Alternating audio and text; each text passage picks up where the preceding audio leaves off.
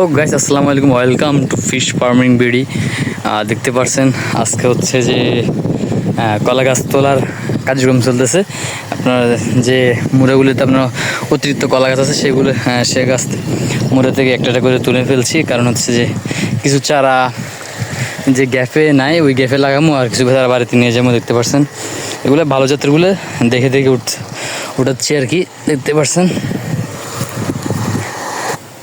যেই কলার জাতটা একটু ভালো সেই জাতের কলাটা আপনার নিচ্ছি, আপনার চারাটা নিয়ে নিচ্ছি।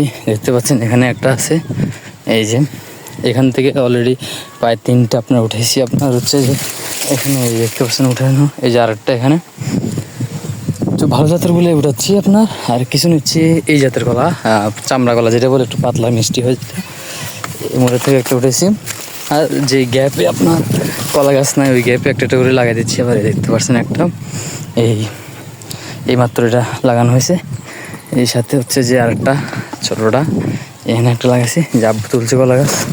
দেখতে পাচ্ছেন ভালো জাতের কলা যেটা ওটাই তুলানো হচ্ছে আর কি। এই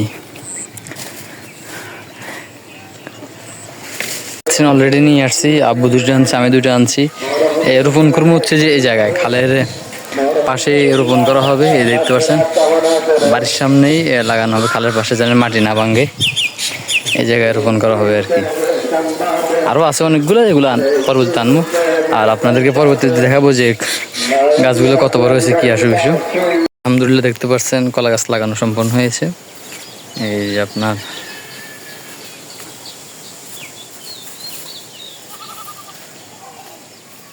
আর কিছু লাগামো সামনে, এখন আপাতত এখানে সীমাবদ্ধ।